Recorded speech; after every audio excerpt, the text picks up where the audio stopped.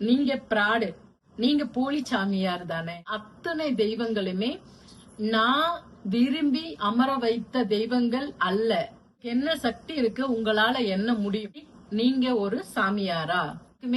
நான் பதில் சொல்லணும் அப்படிங்கறது அவசியமே கிடையாதுதான். மார்ல கொடுத்தது பால் இல்ல தங்கங்களா, ரத்தம். வணக்கம் அக்கா. எல்லாரும் எப்பவும் நல்லா இருக்கணும். ரொம்ப நாளா ரொம்ப ரொம்ப ரொம்ப நாளாவே ஒரு குறிப்பிட்ட கேள்விகள் மட்டும் தொடர்ச்சியா எனக்கு வந்துகிட்டே இருக்கும். அதுல சில கேள்விகளுக்கு மட்டும் இன்னைக்கு அம்மா பதில் சொல்லலாம் அப்படிங்கறதுக்காகத்தான் இந்த ஒரு பதிவு. கேள்விகள் அப்படிங்கறது சாதாரண மனிதர்கள் கிட்ட கேக்குறதுக்கும் இறைவனோடு பயணப்படக்கூடியவர்களுக்கு அவங்களும் சாதாரண மனுஷர் தான். ஏன்னா இங்க சில பேரு ரொம்ப வித்தியாசமா ரொம்ப ஒரு மாதிரி சிந்திக்கிறவங்க இருப்பாங்க. ஏன்னா சிந்தனைங்கிறதுமே வளர்ப்பு சம்பந்தமானது, இருக்கிற இருப்பிடம் சம்பந்தமானது, மனசு சம்பந்தமானது. அதனால சிந்தனைகள் பலருக்கு பல மாதிரி இருக்கலாம். ஆனால் நிறைய நாளா நீங்க கேட்டுட்டு இருந்த அந்த கேள்விக்கு பதில் சொல்லணும். சாதாரண மனிதர்கள் ஒரு இயல்பா ஒரு கடமை, குடும்பம் அப்படி வாழக்கூடிய வாழ்க்கைக்கும் ஒரு தெய்வத்தோடு பயணப்படக்கூடிய நபர்களினுடைய வாழ்க்கைக்கும் நிறைய வித்தியாசம் இருக்கு. அதுல நிறைய பாத்தீங்கன்னா தவறான நபர்களை நம்ம பார்த்து பார்த்து பார்த்து சரியான நபர்கள் வரும்போதும் அந்த நபர்கள் கிட்ட குறைகளும், அந்த தவறான நபர்கள் போலதானே இவங்களும் அப்படிங்கக்கூடிய எண்ணங்களும் இன்னைக்கு இருக்கிறதுல நிஜமா தப்பே கிடையாது. ஏன்னா அது இயல்பு.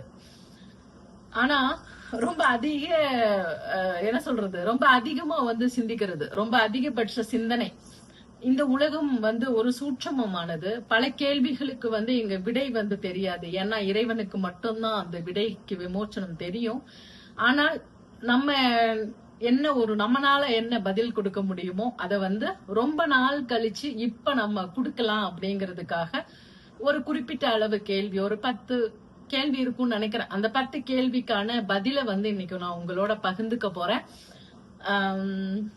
ரொம்ப பேருக்கு மகிழ்ச்சியா இருக்கும். ஏன்னா நிறைய நாள் இன்ஸ்டாகிராமா இருக்கட்டும், நம்ம பயன்படுத்துற வலைத்தளங்கள்ல கேட்ட கேள்விகளும், வாட்ஸ்அப்ல நமக்கு அடிக்கடி வரக்கூடிய கேள்விகளை பத்தி தான் நம்ம பேச போறோம். இன்னொரு முக்கியமா என்னன்னா, ரொம்ப டீப்பா ஒருத்தரை பத்தின முழுமையான பல விஷயங்களை அறிந்து கொள்ளக்கூடிய தன்மைங்கிறது யாருக்குமே இருக்கக்கூடாது. அது தவறும் கூட. இன்னைக்கு அம்மாவோட பயணப்படக்கூடிய என்னுடைய பயணத்தின் போது நீங்க என் கூட பயணப்படுறீங்க. அதனால அது சம்பந்தமான உங்களுடைய கேள்விகளுக்கு நான் பதில் எடுக்கிறேன். சரியா? சரி, என்னென்ன கேள்விகள்னு பாத்திரலாம்.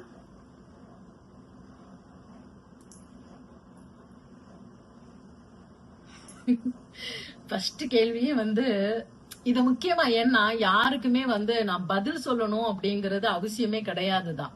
யாருக்குமே நான் பதில் சொல்லணும்னு அவசியம் கிடையாது. ஆனா அவங்க நம்ம சப்ஸ்கிரைபர்.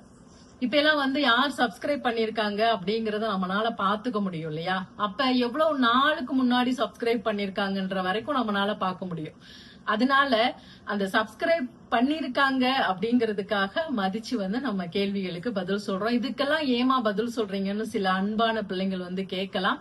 அவங்க நம்ம சப்ஸ்கிரைபர் தானே தங்கம். அதனால அவங்க கேள்விக்கு நம்ம பதில் சொல்லுவோம். சரியா? சரி, ஃபர்ஸ்ட் எடுத்த உடனேயே நீங்க சாமியா? இல்ல தங்கம், சாமியா இங்க யாராலும் ஆக முடியாது. மனிதர்கள் என்றைக்குமே சாமியாக முடியாது. அந்த நினைப்பு கூட நினைக்க முடியாது. ஆனால் தெய்வம் நினைத்தால் மனிதராக முடியும். சரியா? அடுத்து ரொம்ப கேள்வி அதிகமா வந்துகிட்டே இருக்கிறது என்ன தெரியுமா? நீங்க சாமியாரா? எப்படி? நீங்க ஒரு சாமியாரா? சாமியார்னா என்ன? ஒரு என்ன சொல்றது, சாமியார்னா என்ன, அதுக்கு மீனிங் அப்படின்னு எனக்கு தெரியல. ஒரு காவியோட உடுத்துறதோ, இல்ல குடும்பத்துல இல்லாம தனிச்சு வரப்பட்டதோ, இல்ல தெய்வத்தோடு பயணப்படுவதோ, இல்ல ஈசனோட அடியாரா மாறுறதோ, எது சாமியாரு அப்படிங்கிற மீனிங் எனக்கு தெரியல. ஆனா நான்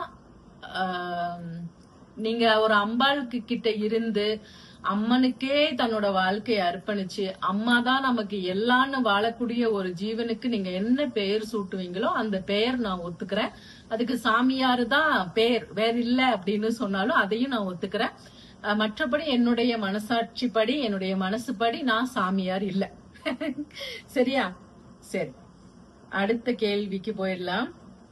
இது முக்கியமான என்ன சொல்றது, வெளிநாட்டுக்கார பிள்ளைங்க கேட்ட கேள்வி. ரொம்ப ஒவ்வொரு நிலையும் என்கிட்ட அவங்களோட வாழ்க்கையில என்னைக்கு கிட்டத்தட்ட 5 வருஷத்துக்கு முன்னாடி என் கூட பேசினாங்க, வாக்கு கேட்டாங்க, அப்ப இருந்து என்னோட பயணப்படக்கூடிய ஒரு சில பிள்ளைகள். அவங்க இந்த கேள்வி திரும்ப திரும்ப திரும்ப கேட்டிருந்தாங்க. நான் அவங்களுக்கு பதில் சொல்லல. இந்த பதிவின் மூலமா நான் அவங்களுக்கு பதில் சொல்றேன். அதாவது, அம்மாவோட இறப்புக்கு நீங்க போனீங்களா அப்படின்னு சொல்லி இந்த ஒரு கேள்வி. அன்பொழுக வளர்த்த மகன் ஆண்டி ஆகிவிட்டானே, ஆசைக்குறி பிள்ளை பரதேசி ஆகிவிட்டானே என்று மனமுருகி மாண்டாயா தாயே. அம்மா, தன் உடலையே நான் குடியிருக்க வீடாக்கி தந்தவளே. இந்த உலகத்துல தங்கங்களா, இந்த கேள்வி உண்மையா அறிவுபூர்வமா நம்ம கேட்கலாம். ஏன்னா நீங்க சொல்றீங்க இல்லையா, உறவுகளா இருக்கட்டும், தாயா இருக்கட்டும், யார உறவுகள் எல்லாம் வேறையா இருக்கணும். இறை பயணத்தின் போது உறவுகள் நம்ம நினைச்சோம்னா நம்ம பயணம் பட முடியாது அப்படின்லாம் நீங்க சொல்றீங்க இல்லையா. அப்ப உங்களுக்குன்னா ஒண்ணு, எங்களுக்குன்னா ஒண்ணுன்னு ஒரு அறிவு ஜீவத்தனமான கேள்விகள் நிறைய கேட்கலாம்.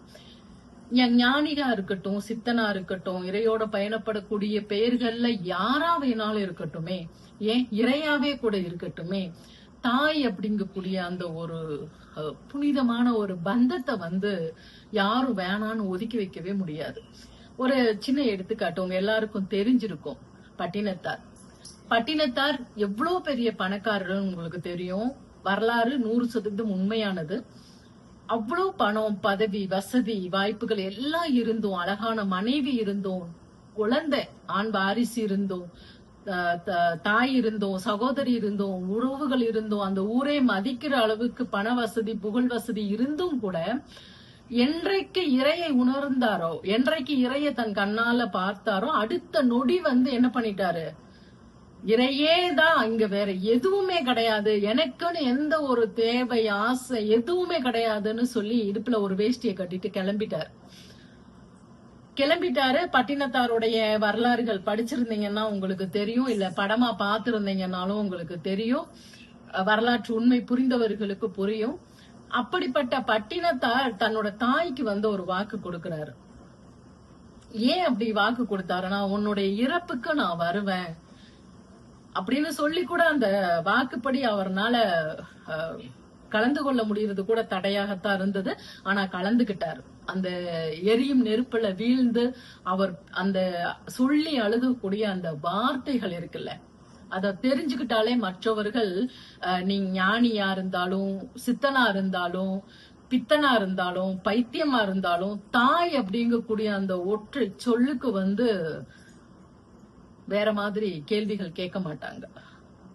ஏன்னா தாய் அப்படிங்கிறவ எந்த உறவை வேணா தூக்கி போற்றலாம், எந்த உறவும் வேணாலும் வேணாம்னு சொல்லலாம். ஏன் அப்படின்னா எல்லாமே சுயநலம் மிகுந்தது, எல்லாமே சுயநலம் மிகுந்தது, தேடல் மிகுந்தது, ஒரு ஆசை மிகுந்தது, ஒரு எதிர்பார்ப்பு மிகுந்தது, எல்லாமே. ஆனால் தாய் அப்படின்னு சொல்லக்கூடிய ஒரு கருணை தெய்வம், தெய்வத்திற்கு அடுத்து ஒரு தெய்வம் அப்படின்னா அது தாய் மட்டும்தான். ஏன்னா 10 மாசம் சுமந்து வயிற்றுல சுமக்கணும்னு அவங்களுக்கு ஒண்ணுமே இல்ல. அத பத்திரமா சுமந்து அந்த சுமக்கிற ஒவ்வொரு தாய்க்கும் அந்த ஒரு நினைப்பு தெரியும். பத்திரமா வயிற்றுல சுமந்து மார்ல கொடுத்தது பால் இல்ல தங்கங்களா, ரத்தம்.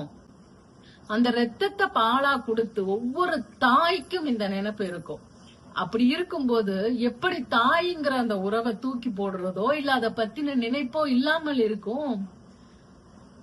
அப்படியே ஒரு அறிவுபூர்வமா கேக்குற மாதிரியான கேள்வி தானே இது. பரவாயில்ல, அது அக்கறையில கேட்டுக்கலாம், இல்ல தெரிஞ்சுக்கணுங்கிறதுக்காக கேட்டுக்கலாம், இல்ல நீங்க போலாமா அப்படின்னு கூட கேட்டுக்கலாம். எப்படி கேட்டிருந்தாலுமே இதுதான் ஒரு விளக்கம். தாய் அப்படிங்கிற ஒரு உறவை எந்த உறவுக்கு வேணாலும் நம்ம என்ன வேணா கொடுத்து அதை ஒதுக்குறதுக்கான வாய்ப்பு இருக்கும். ஆனால் தாய்ங்கிற உறவு 7 ஜென்மம் எடுத்து அவள் பாதம் கழுவி துடைத்து கொண்டிருந்தாலும் அவளுக்கான அந்த ஒரு நன்றி கடன் தீரவே தீராது. அப்புறம் இன்னொரு விஷயமும் கூட, எனக்கு வந்து எந்த விஷயத்தை சுமந்து கொண்டே இருக்கணும், எந்த விஷயத்தை எப்ப இறக்கி வைக்கணும் அப்படிங்கக்கூடிய பக்குவத்தை அம்மா எனக்கு கொடுத்திருக்காங்க. அதனால இந்த அறிவுபூர்வமான கேள்விக்கான பதில் என்னுடைய தாயினுடைய இறப்புக்கு நன்றி கடனுக்காக மட்டுமில்ல, அதை தாண்டி தாயும் ஒரு தெய்வமேங்கிற ஒரு கணக்குல நான் போனேன். சரியா? சரி, அடுத்து உங்களுக்கு என்ன சக்தி இருக்கு, உங்களால என்ன முடியும்? எனக்கு ஒரு சக்தியுமே கிடையாது. என்னால என்ன முடியும் அப்படின்னு கேட்டீங்கன்னா, என்னால ஒண்ணுமே முடியாது.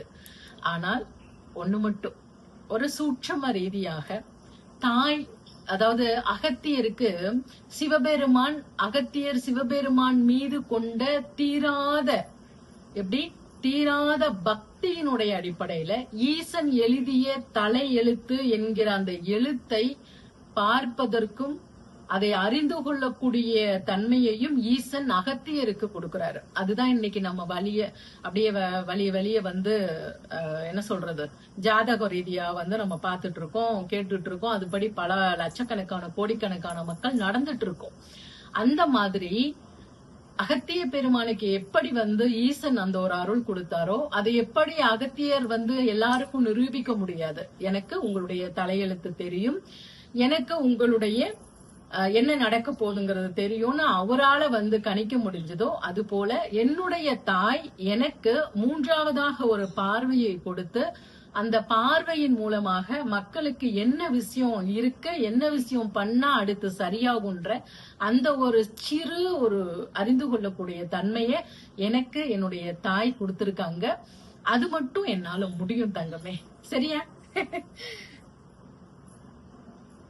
அடுத்து, நீங்க போலி சாமியார் தானே? இருக்கலாம் இல்லையா?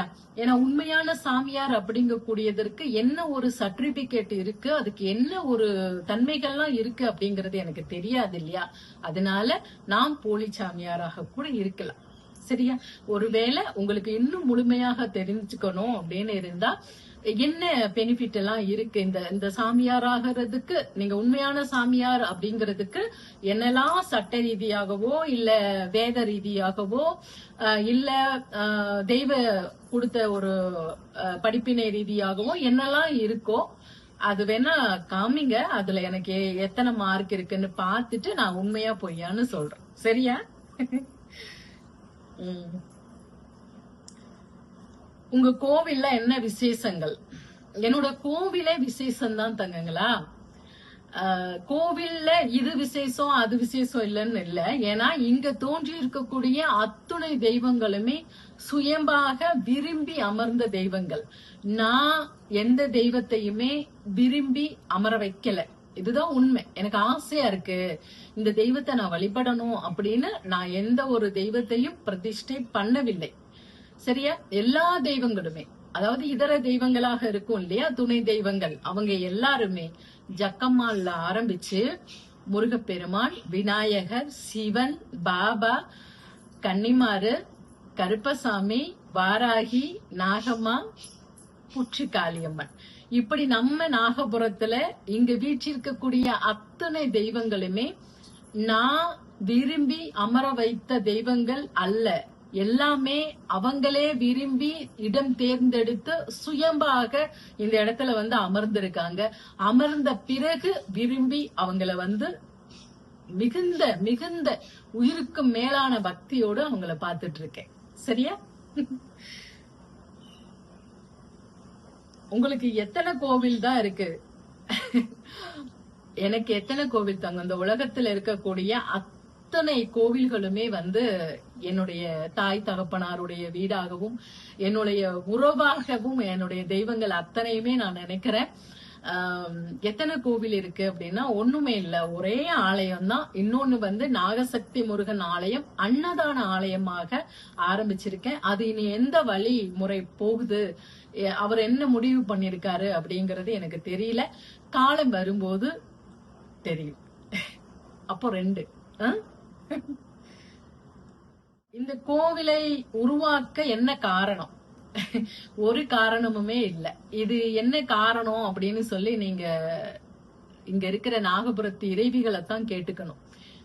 என்ன காரணம், எதுக்காக இந்த கோவிலை உருவாக்கணும், என்ன வந்திருக்கு உங்களுக்கு குடும்பம் அப்படின்னு ஒண்ணு இல்லாம நீங்க ஆலயம் எழுப்புறதுக்குன்னு நீங்க பெருசா கேள்விகள் தொடர்ந்து கேட்டுட்டே இருந்தீங்க இல்லையா? என்ன காரணம், எதுக்காக இந்த கோவிலை உருவாக்கணும், என்ன வந்திருக்கு உங்களுக்கு குடும்பம் அப்படின்னு ஒண்ணு இல்லாம நீங்க ஆலயம் எழுப்புறதுக்குன்னு நீங்க பெருசா கேள்விகள் தொடர்ந்து கேட்டுட்டே இருந்தீங்க இல்லையா? ஆலயம் உருவாக்குவதற்கு ஒரு காரணம் கிடையாது. நான் ஏற்கனவே சொன்னது போல கோவிலை உருவாக்கணும் அப்படின்னு ஆசைப்படல நானு. அதுதான் நான் சொல்றேன் திரும்ப திரும்ப. நான் ஆசைப்பட்டேன், நான் கோவிலை கட்டிக்கிட்டேன், எனக்கு பிடிச்சிருக்கு கட்டிக்கிட்டேன் அப்படிங்கிற ஒரு வார்த்தை எனக்குள்ள இல்ல. அவங்க பிடிச்சிருக்கு என்ன தேர்ந்தெடுத்திருக்காங்க, அவங்களுக்கு பிடிச்சிருக்கு என்ன ஆலயம் கட்ட வச்சிருக்காங்க தங்கம்மா. சரியா? உங்களுக்கு என்ன வருமானம்? வருமானம் பாத்தீங்கன்னா ஆரம்பத்துல இருந்து ஒவ்வொரு வகையா வருமானம். இது நிறைய பேரு நம்புறதும் நம்பாததும் அவங்களுடைய விஷயம். ஏன்னா நான் ஆரம்பத்துல சொன்னது போல சாமியார் அப்படின்னு சொன்னாலே ஏமாத்துறது, பணம் பிடுங்குறது, இப்படி நிறைய சொல்லலாம். ஆனா அது எதுவும் இங்க இல்ல அப்படிங்கறது போற நபர்களுக்கு தெரியும். இங்க இறையே எல்லாத்தையுமே நடத்திக்குது. அதை தாண்டி என்னுடைய வருமானம் கோழி பண்ணை இருக்கு. அதற்கு முன்னாடி நூத்துக்கணக்கான புறாக்கள் வச்சு பாத்துட்டு இருந்தேன். இந்த மாதிரி சிறு சிறு வருமானம் எனக்குள்ள நான் ஏற்படுத்திக்கிட்டு அதுலதான் என்னுடைய எனக்கான தேவைகளை நான் பாத்துட்டு இருக்கேன். ஆலயத்துக்கான தேவைகளை தாயே பாத்துக்கிறாங்க. நீங்க நம்பினாலும் நம்பலனாலும் அதுதான் உண்மை. அவங்க ரூபமாக பல இறை சக்திகளின் மூலமா அவங்களே பாத்துக்கிறாங்க. நீங்க பிராடு. சரி தங்கம், சரி, ரொம்ப ரொம்ப மகிழ்ச்சி. பிராடு அப்படிங்கக்கூடிய அந்த ஒரு வார்த்தைக்கு என்ன அர்த்தம் அப்படிங்கிறது கூட எனக்கு தெரியாது. ஆனால் அது தவறான ஒரு வார்த்தையாக இருக்குமோ அப்படின்னு யோசிக்கிறேன். அப்படித்தானே? அதுதான் நான் சொன்னேன். எடுத்த உடனே நான் சொன்னது அதுதான். உங்களுடைய பார்வை, உங்களுடைய வளர்ப்பு, உங்களுடைய தன்மை, இதை சார்ந்துதான் இந்த கேள்விகள் எல்லாம் வருது. நீங்க பார்த்து வளர்ந்து வரும்போது நீங்க உங்க கண்ணுக்கு பட்ட என்னை போல தெய்வத்தோடு பயணப்பட்டவர்களினுடைய போலித்தனமான விஷயங்கள் எல்லாத்தையும் அதுதான் அப்படின்னு நிர்ணயிக்குது. என்னை பொறுத்த வரைக்கும் எல்லா ஒரு துறைகள்லயுமே போலிகள் இருப்பாங்க, எல்லா துறைகளையும் நல்லவர்களும் இருப்பாங்க. அடையாளம் காண்பது உங்ககிட்ட தான் இருக்கு. பிராடுன்னு என்ன முடிவு பண்ணும் போது நீங்க என்கிட்ட வரக்கூடாது. உங்களை சார்ந்தவர்களையும் என்கிட்ட அனுப்பாம ரொம்ப கவனமா பாத்துக்கிறதுலதான் உங்களுடைய நல்ல எண்ணங்கள் இருக்கு. அதனால கவனம் தேவை. சரியா? கவனமா இருங்க. இதை சார்ந்த கேள்விகள் தான் இனி தொடர்ச்சியான கேள்விகள். நான் இன்ன வரைக்கும் நான் என்ன பேசினோ பதில் கொடுத்தேனோ அதை சார்ந்த கேள்விகள் தான் இனி நிறைய எடுத்து வச்சிருக்காங்க. கிட்டத்தட்ட 30 கொஸ்டின் ஆன்சர் பண்ற மாதிரி எடுத்திருக்காங்க. ஆனா இப்ப நான் ஆன்சர் பண்ணதுதான் அந்த 30 கொஸ்டினுக்குமே மாறி மாறி கேக்குற கேள்வியாக அமைஞ்சிருக்கு. சில விஷயங்கள் மட்டும் நான் இந்த நேரத்துல சொல்லிக்கணும் அப்படின்னு நினைக்கிறேன். சூட்சமம், மாயை, இது எல்லாமே இறைவனுக்கு மிகவும் பிடித்தமான ஒன்று. எல்லாருக்கும் எல்லா காலமும் எல்லா நேரமும் விளக்கங்கள் கொடுப்பதுங்கிறது தேவையற்ற ஒரு விஷயம். நம்மளோட மனசுக்கு எது சரி எது தவறு அப்படிங்கக்கூடிய ஒரு விஷயம் நம்ம மனசுல எப்பவுமே நினைச்சுக்கிற வேண்டியது ஒரு கடமையாக நான் சொல்லிட்டே இருப்பேன். ஏன்னா ஒருத்தரை பத்தி முடிவு பண்றது அப்படிங்கறது நான் திரும்பவும் சொல்றேன், அவங்களுடைய வளர்ப்பு, அவங்களுடைய வாழ்க்கை முறை, அவங்களுடைய மன எண்ணம், அவங்களுக்கு இருக்கக்கூடிய தெய்வத்தினுடைய இறை அருள், அதை சார்ந்துதான் ஒருத்தரை பத்தின ஒரு நினைப்பும் ஒருத்தரை பத்திய சர்டிபிகேட் முத்திரை குத்துவதும் இருக்கும். அதனால எல்லா மனிதர்களினுடைய மனமும் குணமும் நமக்கு சரியாக இருக்கணும் அப்படின்னு நினைக்கிறது மிக தவறு. இது போல இன்னும் எத்தனையோ நெகட்டிவான கொஸ்டின்கள்லாம் கேட்டிருக்கலாம், கமெண்ட்ல தேவையில்லாத விஷயங்களை பண்ணிருக்கலாம். எது எப்படி இருந்தாலும் அவரவர்களினுடைய மனநிலை சார்ந்தது. அவரவர்களினுடைய மனமும் குணமும் என்ன மாறியோ அப்படிதான் வெளிப்பாடு, வார்த்தைகளினுடைய வெளிப்பாடு இருக்கும். அதனால எதையுமே ரொம்ப பெருசா நம்ம எடுத்துக்க தேவையில்லை. என்னுடைய சப்ஸ்கிரைபர் அப்படிங்கக்கூடிய அந்த ஒரே காரணத்துக்காக இன்னைக்கு அவங்க கேட்ட கேள்விகளுக்கு நான் பதில் அளிச்சிருக்கேன்.